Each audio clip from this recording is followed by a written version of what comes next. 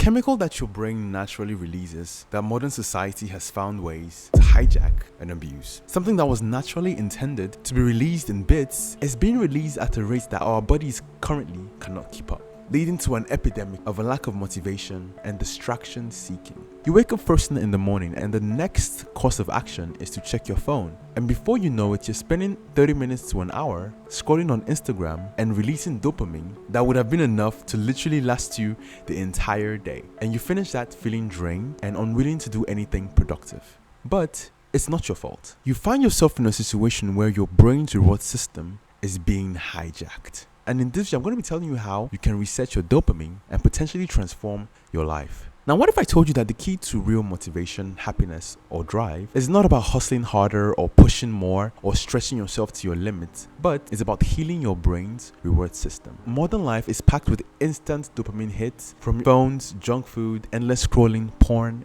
and alcohol. And every time you chase that cheap thrill, you are essentially draining your brain's ability to feel true, lasting satisfaction. And today I'm going to be sharing exactly with you why that happens, how you can reset your dopamine, my 4-step strategy that completely changed the game for me, and a bonus chapter for those of you that stay to the end of the video. Now let's get into it.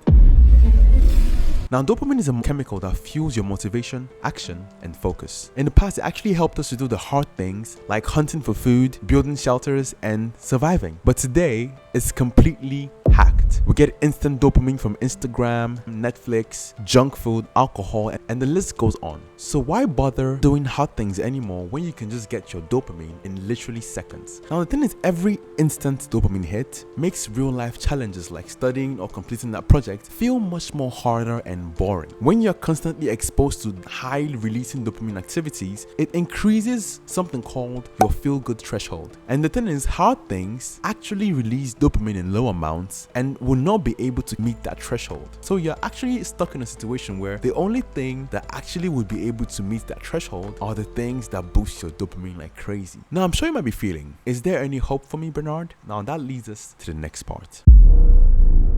There are two types of dopamine, cheap dopamine and healthy dopamine. And there's a rule. For healthy dopamine, the harder the task is, the greater and healthier the dopamine reward will be. But the problem is, when you blow through your dopamine sources during the day, you are actually left with little to no dopamine to carry out your most important tasks. But when you actually show some restraint and allow yourself space to do the hard, meaningful activities, you will inevitably release good and healthy dopamine. So when you want to go about doing anything, try to ask yourself this question: does this action benefit me, or does it just give me instant gratification? And this begs another question: how do you actually help yourself to exercise restraint to do the hard things?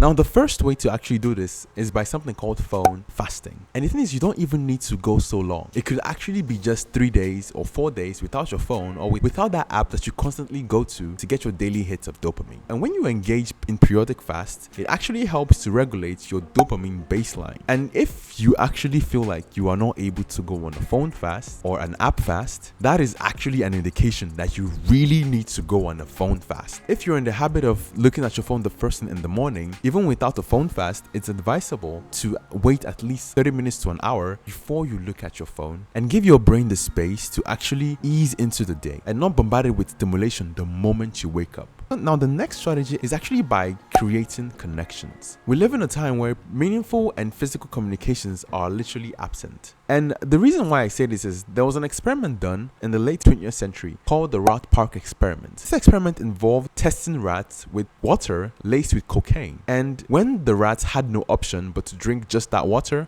what they discovered was that 100% of the rats ended up getting addicted to the cocaine water to the point where they forgot to eat and eventually died. Now, there was another group of rats where they were given the cocaine water and also they had other things in their environments, and most especially they were able to communicate with other rats. Now, what was discovered was that the rats actually tended not to drink the cocaine water. Now, that experiment gives you an insight into how these addictions work. When you are in a secluded environment or in one that has a limited scope in your ability to actually communicate with other people, there is a higher likelihood that you might actually fall into some kind of addiction, because these things or these addictions are in a sense a bond. As humans, we have a craving to bond either with one another, and if we cannot find a way to bond with one another, we find a way to bond with something else, and in this case something that is not profitable. Now, when you have a clear emotionally important goal to you, your brain naturally directs dopamine to achieve it, because dopamine is actually the chemical that motivates you to do the things that you want to do. And when you have something that you genuinely want to do, it's easier to generate dopamine to do it.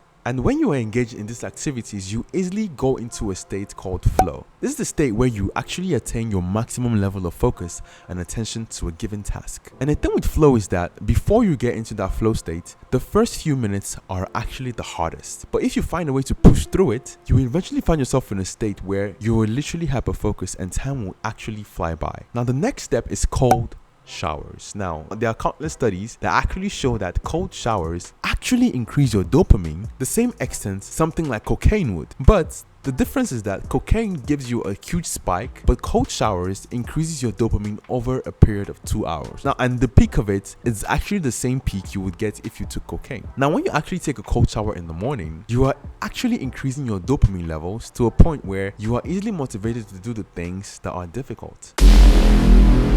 Now, for you to actually experience an increase in dopamine when you are doing something important, you actually need to have enough dopamine in your stores to begin with. Sometimes we engage in things that, unknowing to us, depletes our dopamine stores. And one of the ways that we can actually maintain our baseline is by having adequate sleep.